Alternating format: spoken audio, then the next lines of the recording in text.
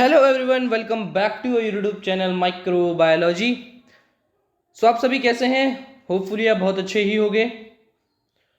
तो आज के इस लेक्चर में हम चालू करने जा रहे हैं क्लास 11 फिजिक्स का एक इंटरेस्टिंग और इम्पोर्टेंट चैप्टर जिसका नाम है थर्मोडायनेमिक्स।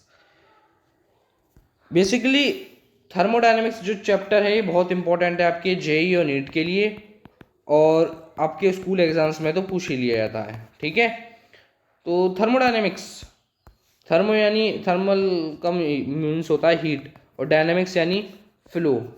तो इस चैप्टर में हम हीट के फ्लो के बारे में जानने की कोशिश करेंगे। ठीक है, जैसे हमने पढ़ा था ना फ्लूइड वाले चैप्टर में, हाइड्रोस्टैटिक्स, हाइड्रोडायनेमिक्स, इसी तरीके से थर्मोडायनेमिक्स, हीट के फ्लो के बारे में समझेंगे हम। ठीक है, ओके, आगे देखते हैं। अब इसके चैप्टर में हम मतलब इसके आज के लेक्चर में हम कुछ कॉन्सेप्ट्स कवर करेंगे। सबसे पहले तो हम यही कवर करेंगे कि थर्मोडायनेमिक्स होता क्या है, फिर उसके सिस्टम के बारे में समझेंगे, फिर थर्मोडायनेमिक्स प्रोसेसेस के बारे में समझेंगे जो कि अपने अंदर एक बहुत इंपॉर्टेंट रोल प्ले करती हैं। साइन ऑफ कन्वेंशन के बारे में समझेंगे। साइन ऑफ कन्वेंशन में आपको तभी बताऊंगा जब हम उस टॉपिक पर पहुंच जाएंगे, तभी आपको क्लियर होगा। जीरोथ लॉ की बात करें तो इसमें जीरोथ लॉ के बारे में समझेंगे। ये बहुत ईजी लॉ है, ये तो बस आपको मतलब एक बात बोलनी है मुझे आपसे और आप तभी समझ जाओगे कि इसमें क्या है। स्पेसिफिक हीट नाम से भी चल रहा है और मैं तब आपको तभी बता दूंगा क्या होता है। तो ये इतने 6 कॉन्सेप्ट हमें आज की लेक्चर में कवर करने हैं। सो चालू करते हैं विदाउट वेस्टिंग आवर टाइम। सबसे पहले हम देखते हैं थर्मोडायनेमिक्स। चैप्टर का नाम ही है थर्मोडायनेमिक्स। तो देखते हैं, it is a branch of science that deals with the concept of heat and the temperature. यानी एक टाइप का जो थर्मोडायनेमिक्स है वो ब्रांच है साइंस की जो कि डील करती है हीट के साथ और उसके टेम्परेचर के साथ। ठीक है, इसका मतलब होता है ये। ठीक है, क्लियर है यहाँ तक आप सभी को? आगे बढ़ें, चलिए बढ़ते हैं। देखिए आगे देखते हैं द सिस्टम। सिस्टम क्या है? N assembly of very large number of particle having a certain value of V P T is called thermodynamic system. यानी ये एक टाइप का ग्रुप होता है, लार्ज नंबर ऑफ पार्टिकल्स का, जिनके पास अपनी कुछ वैल्यूज होती हैं, जैसे वॉल्यूम की वैल्यू होना, प्रेशर की वैल्यू होना और टेम्परेचर की वैल्यू होना। उन पार्टिकल्स के पास अपनी कुछ वैल्यूज होती हैं जो मैंने आपको लिखी हुई हैं आपकी स्क्रीन पर जो दिख रही होंगी। इनकी वैल्यू होती हैं उन ग्रुप ऑफ पार्टिकल्स के पास, तो इसलिए इनको कंबाइन करके बोल देते हैं हम द सिस्टम। ठीक है, क्लियर है यहाँ तक आप सभी को? क्लियर है? चलो बहुत बढ़िया, क्लियर। आगे देखते हैं थर्मोडायनेमिक्स प्रोसेसेस। ये VIMP लगा देना ऐसे आप। देखते हैं क्या है ये। सबसे पहले इसमें थर्मोडायनेमिक्स प्रोसेस में 4 मेन प्रोसेस होती हैं, आइसोथर्मल, एडियाबैटिक, आइसोकोरिक और आइसोबारिक। और उनमें से भी ये आइसोथर्मल और एडियाबैटिक बहुत अच्छे नंबर से पूछ ली जाती है आपके पेपर में। ठीक है, तो चालू करते हैं भाई। Isothermal process, the process in which pressure and volume changes. यानी वो प्रोसेस जिसमें प्रेशर और वॉल्यूम की जो वैल्यू है वो चेंज होती है, लेकिन जो टेम्परेचर होता है वो कांस्टेंट रहता है। और वॉल्स आर कंडक्टिंग, यानी आइसोथर्मल प्रोसेस में जो वॉल्स होती है वो कंडक्टिंग होती हैं। मतलब इसमें आइसोथर्मल प्रोसेस में हीट का ट्रांसफ़र आसानी से हो जाएगा आइसोथर्मल में। इसका एक फॉर्मूला भी होता है, W is equals to 2.303 IT log P1 upon P2। इसका एक डेरिवेशन भी होता है बाकायदा, मैं आपको अगले लेक्चर में समझाऊंगा अच्छी तरीके से, लेकिन अभी आप इसको समझ लें। ठीक है, ओके, आगे देखते हैं। समझ चुके हो गया आप आइसोथर्मल प्रोसेस। एडियाबैटिक प्रोसेस देखते हैं। Adiabatic, the no transfer of heat take place, walls are non conducting, example sound waves. नाम से भी चल रहा है इसमें मतलब एडियाबैटिक में जिसमें हीट का फ्लो नहीं होगा उसे हम बोलेंगे एडियाबैटिक। ठीक है, एग्जाम्पल साउंड वेव है, साउंड वेव में कभी भी हीट का फ्लो नहीं हो सकता। ठीक है, ओके, और इसका एक फॉर्मूला होता है PV और ये कांस्टेंट होता है। इसका भी एक बहुत बड़ा डेरिवेशन होता है, वो भी हम आपको समझाएंगे अगले लेक्चर में हो सका तो। आगे देखते हैं isochoric, the process volume remain constant. Isochoric process में जब वॉल्यूम कांस्टेंट रहती है तब आइसोकोरिक प्रोसेस होती है, ठीक है।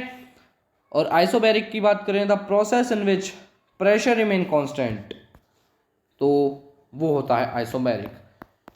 आई होप आप इन सबको समझ चुके होंगे। समझ चुके हो तो कमेंट करो फटाफट से, ठीक है। और कहीं दिक्कत है तब भी कमेंट करो।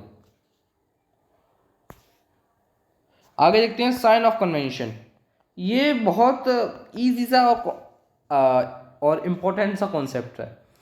देखो साइन ऑफ द कन्वेक्शन, देखो जब कभी भी हीट एब्जॉर्ब होती है, जब कभी भी हीट एब्जॉर्ब होती है किसी भी सिस्टम के द्वारा, मान लो अगर मैंने मान लो ये कोई सिस्टम है, इस पर मैंने हीट अप्लाई करी और ये इसने एब्जॉर्ब कर ली, तो जो हीट का जो सिंबल आएगा वो आएगा पॉजिटिव में, पॉजिटिव में। और अगर इसके द्वारा हीट निकल रही है, मान लो ये कोई सिस्टम है इसके द्वारा हीट निकल रही है, तो वो होगी नेगेटिव में वैल्यू इसकी। अच्छा, इसी तरीके से अगर कोई सिस्टम वर्क कर रहा है, मान लो कार एक सिस्टम है वो वर्क कर रहा है, ठीक है, ओके, तो वो पॉजिटिव में आएगा। अच्छा, अब कार के अंदर मैं फ्यूल डाल रहा हूं तो किसके अंदर आएगा, आएगा वो इनडायरेक्टली पॉजिटिव में, लेकिन यहाँ पे हम बोलेंगे फिजिक्स में नेगेटिव, क्योंकि हम उस पर खर्चा कर रहे हैं एक्सपेंडिचर हो रहा है इसलिए, ठीक है। समझ रहे हो ना आप सभी, समझ रहे हो? कमेंट करो जल्दी, बहुत बढ़िया। आगे चालू करें क्या? आगे चालू करते हैं, चलो। जीरोथ लॉ क्या है? अरे जीरोथ लॉ, जीरो का लॉ नहीं, देखो क्या है, if two system A and B are separately in thermal equilibrium with third system C, then A and B are also in thermal equilibrium with each other. English सही में आई क्या? अरे आ गई हो तो बताओ, नहीं आई तो बताओ, आई होप आ गई होगी। चलो हिंदी बता देते हैं इसकी। देखो, अगर दो सिस्टम ए और बी नाम के दो सिस्टम हैं और वो अलग अलग रखे हुए हैं एक इक्विलिब्रियम में, ये मान लो ए सिस्टम ये रहा, ठीक है, और बी सिस्टम ये रहा, और बीच में है थर्मल इक्विलिब्रियम, ओके। तो जब थर्मल इक्विलिब्रियम है तो ये अलग अलग हैं, ओके, लेकिन ये दोनों के दोनों तीसरे से मिले हुए हैं थर्मल इक्विलिब्रियम में, ये दोनों के दोनों तीसरे सिस्टम से मिले हुए हैं सी से, ठीक है। तो ये आपस में भी इक्विलिब्रियम में हुए, समझ रहे हो? पहले थे अलग अलग, अब ये दोनों के दोनों इससे मिल गए, अलग अलग होने पर भी तब ये सी से मिल जाते हैं। लास्ट बार समझ लेते हैं। देखो लो, एक ए सिस्टम है और एक बी सिस्टम है और ये दोनों को दोनों अलग अलग सी से जाके मिलते हैं, ठीक है। तो ये मतलब ए भी इसका दोस्त है और बी भी इसका दोस्त है, तो ये आपस में भी तो इन दोनों एक दूसरे के दोस्त हुए। मान लो दोस्त का दोस्त, दोस्त का दोस्त बराबर दोस्त, आपका कोई दोस्त है तो वो आपका भी तो आपका कोई दोस्त है और उसका कोई दोस्त है, तो इनडायरेक्टली दोस्त का दोस्त आपका भी तो दोस्त हुआ ना।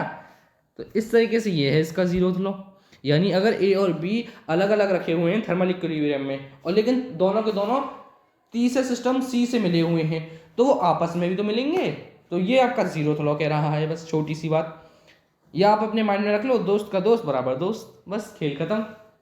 क्लियर है यहाँ तक? चलो आई होप क्लियर होगा, इतनी छोटी सी बात तो क्लियर हो ही जाती है। चलो कोई बात, आगे देखते हैं specific heat of a gas. अब हम देखते हैं स्पेसिफिक हीट ऑफ गैस क्या है, देख लेते हैं इसकी definition. Amount of heat required to raise the temperature of 1 gram of gas through 1 degree Celsius, यानी वो हीट रिक्वायर्ड होना किसी भी 1 ग्राम ऑफ गैस के द्वारा जिसकी वजह से उसका जो टेम्परेचर है वो 1 डिग्री से ज़्यादा हो जाए, 1 डिग्री से ज़्यादा हो जाए, उस टेम्परेचर को बोलते हैं, उस हीट को हम बोलते हैं स्पेसिफिक हीट। मतलब टेम्परेचर को 1 डिग्री से बढ़ाना, 1 डिग्री से बढ़ाना किसी भी 1 ग्राम ऑफ गैस को, ठीक है। अच्छा, इसमें Q यानी हीट डायरेक्टली प्रोपोर्शनल होती है मास ऑफ गैस के, और आगे देखते हैं हीट डायरेक्टली प्रोपोर्शनल होती है टेम्परेचर के, ठीक है। जितनी हीट बढ़ेगी उतना टेम्परेचर बढ़ेगा, जितना टेम्परेचर घटेगा उतनी हीट घटेगी। इसकी हेल्प से एक फॉर्मूला बनता है Q is equals to mc delta T. इसके ऊपर एक दो न्यूमेरिकल भी आ जाते हैं पेपर में, तो आपको तो आसानी से कह देने हैं। क्यू यहाँ पर हीट है, एम यहाँ पर मास है, सी यहाँ पर आपका वही सेल्सियस है, और चेंज इन टेम्परेचर, दो टेम्परेचर दिए गए होंगे T2 और T1, तो वो आपको कहने हैं, ठीक है। और इसकी जो स्पेसिफिक हीट की जो वैल्यू है वो पॉजिटिव भी हो सकती है, नेगेटिव भी हो सकती है, और जीरो भी हो सकती है, ठीक है। ओके, क्लियर है आप सभी को? आशा करता हूँ क्लियर होगा। आगे देखते हैं दोस्तों।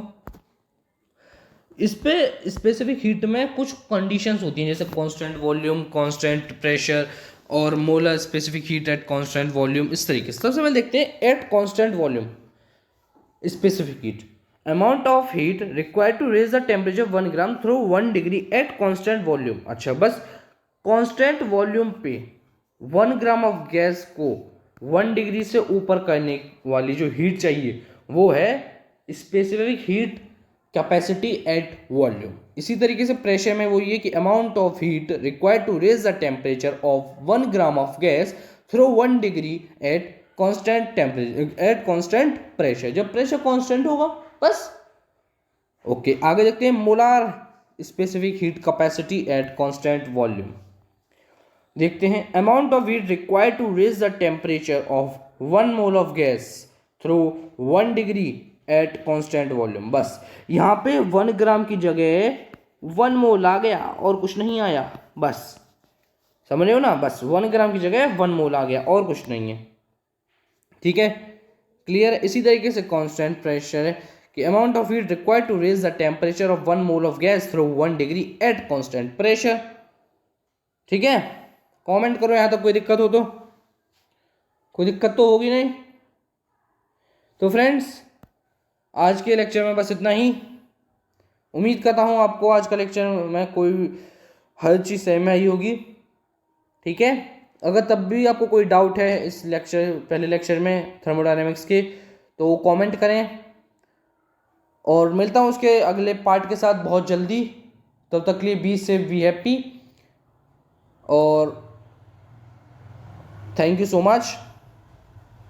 और लास्टली आपसे एक बात करनी थी कि आप सभी को हैप्पी शिवरात्रि। मेरी तरफ से आप सभी को हैप्पी शिवरात्रि। जितने भी लोग इसे देख रहे हैं इस लेक्चर को, उन सभी को हैप्पी शिवरात्रि। तो मिलता हूँ अगले लेक्चर में, तब तक के लिए be safe, be happy, keep sharing, keep supporting. Bye bye everyone, be safe, be happy, bye bye.